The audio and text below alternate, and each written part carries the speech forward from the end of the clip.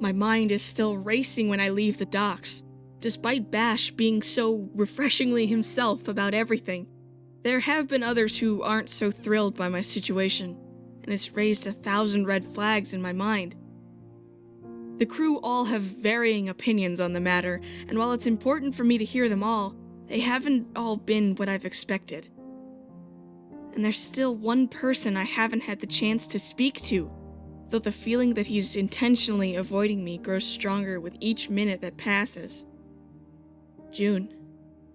I can't stop myself from wondering what could possibly be going through his mind, and I need to find out for sure. I don't think I'll be able to get a moment's rest if I don't. Trapezing through the corridors, I finally arrive outside what I believe to be his room, and knock a few times on the metal door. The echoing sound of heavy footsteps on the other side pulls me out of my reverie, and when the door slides open, June pauses, his hesitation made clear at the sight of me. From the way he looks at me, I half expect him to turn away and close the door, but instead he lets out a few mumbled words. Oh, you're here. I was looking for you. He doesn't reply straight away, instead schooling his expression into one of nothing. One that doesn't suit the warm, kind man who saved me in the midst of tragedy in the least. Oh. A chill runs down my arms, and I hold them against myself protectively, almost afraid to even meet his eyes. June says nothing, does nothing, except look at me with a mild distaste, and I can see now that I certainly haven't prepared myself for this in the least. My throat tightens uncomfortably, and I swallow hard, trying to find the words. Because the one person who has had my back from the beginning is now looking at me like I'm nothing more than the dirt beneath his boots, and I'm not so sure how I can handle that.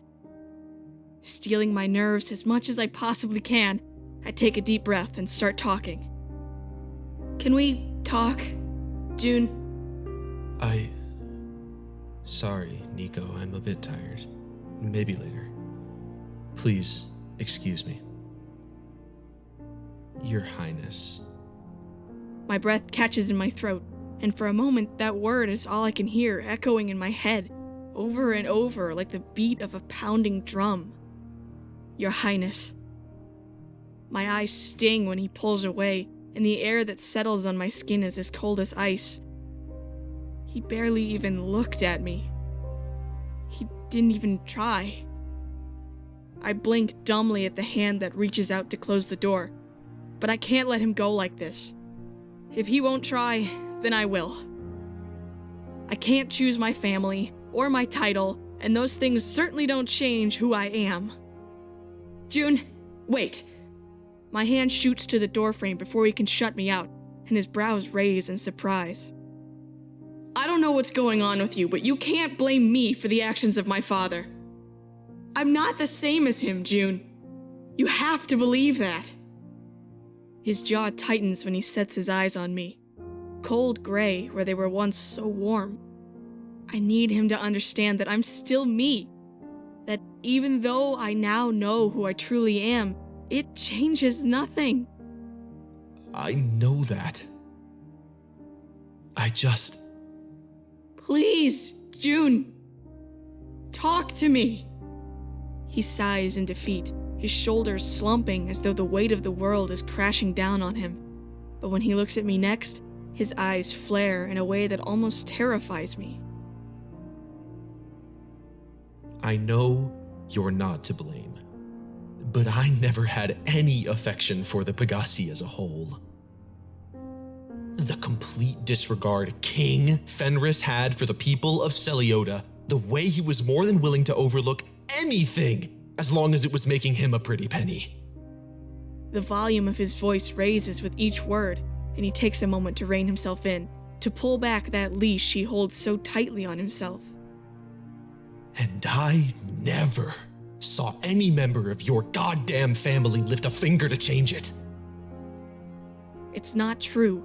My sister tried to change things, but was overruled every single time, though I don't dare voice this out loud. June's hands shake at his sides, clenching into fists so tight his knuckles whiten by the second. Before I realize what I'm saying, my mouth is already open, my voice a hiss so low that I'm not even sure he can hear me. "Are you glad they're dead then?" He falters at my question, and already I have my answer. His silence speaks louder than his words ever could. A wave of nausea hits me, knowing if I were truly amongst the dead, he would never have batted an eyelid. He would never have known who I was, what my dreams were, that one day in another life, I might have called him my friend. He wouldn't have known any of it. I back away slowly, crushed by this knowledge, and it's only when he shoots out to grab my arm and stop me that I blink the tears from my eyes and dare to look at him. "Stop, Nico. I didn't say a thing." "You didn't have to." I pull my arm back from him and guilt flashes over his face, but only for a moment before that stony mask is set back in place. I don't know the answer to your question. Violence is never the answer, and Zovak is certainly not a better choice for a ruler, but... He stops, takes in a deep breath, and fixes me with a hard stare.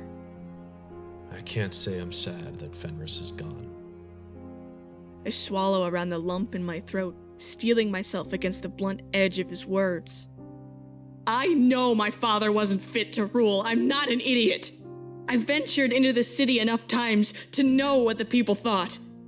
I didn't say... But to be happy he's dead.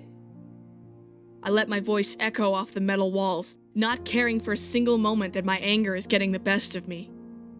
How can we decide if someone deserves to live or die? June scoffs, a dark, deliberate sound, and the gesture catches me completely off guard. You think I care about Goldis? The dark growl of his voice rumbles through me, and it takes all I have not to let myself be unnerved by the raw fury I see behind his eyes. Goldis was paradise compared to what I had. I would have given anything to have lived even in their bronze district, no matter how terrible Cal makes it out to be. I don't know how much Damon has told you of his home or what you've heard, because nobody ever talks about Cursa. His nostrils flare wide, anger rolling off him in waves that make my mouth go dry. You know why? Because it was abandoned. The Council of Irons gave up on it because the Crown Council and the King deemed it worthless. They left it to be torn apart by the gangs, and they couldn't care less. You've seen Terranium heading down the same road. Catalfa is gone. And Orion... His voice trembles when he mentions Orion, and finally he pauses. When his eyes slice to mine, I could swear a flash of green streaks through them, but when I look closer, all I see is that unfathomable gray. Everything is wrong with Orion. Everything. Let's talk about the mines for a second, shall we, Your Highness? How by royal decree, anyone who falls out of line, doesn't pay their taxes, or just outright looks at some noble the wrong way gets sent there. And you know what's worse? Nobody survives that place. June, No, you don't get to talk. Not until you listen.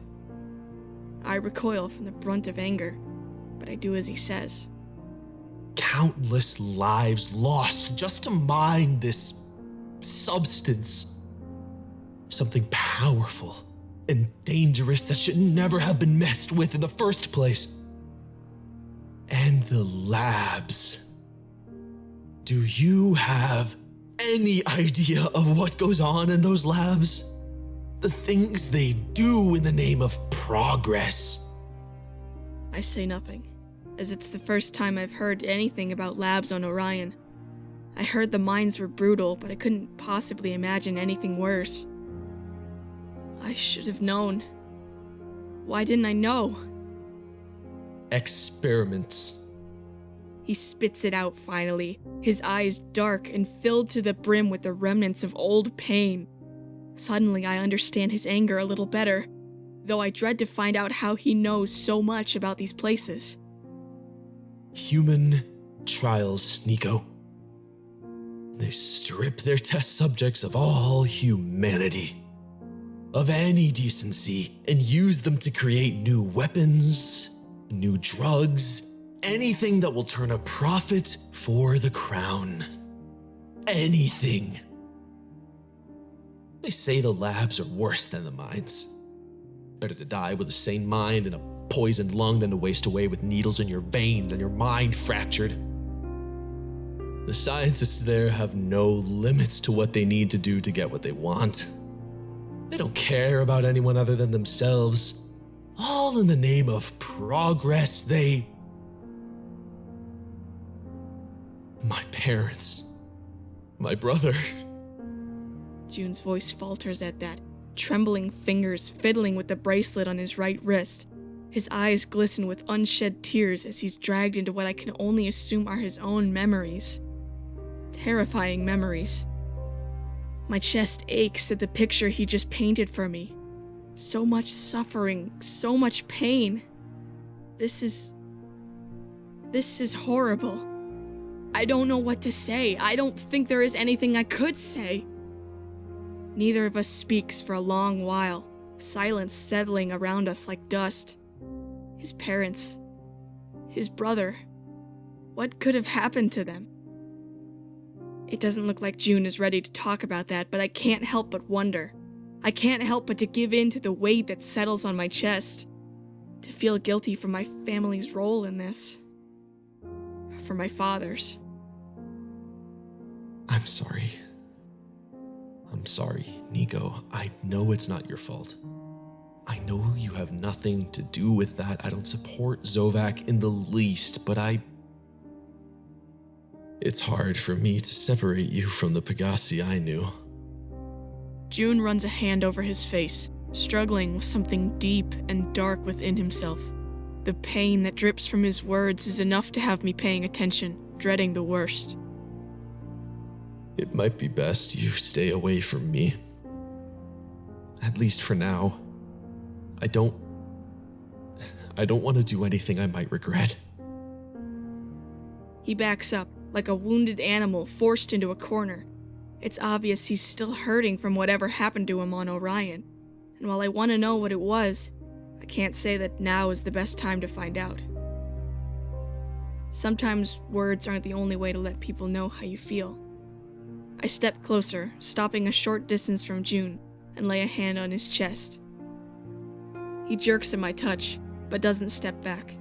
His heartbeat thrums against my hand, his warm body heating up my skin. I hadn't even realized how cold my hands were. This feels nice. June feels nice. I'm really sorry, Nico. It's okay. I am too. Our eyes lock, so many emotions going through his mind that it's hard for me to make them out, and I just end up lost in the dazzling gray storm that rages there. I have so many questions. I hope someday June will trust me enough to let me ask them. But for now, I'm happy enough knowing that despite how he feels about my family, he's trying not to push me away.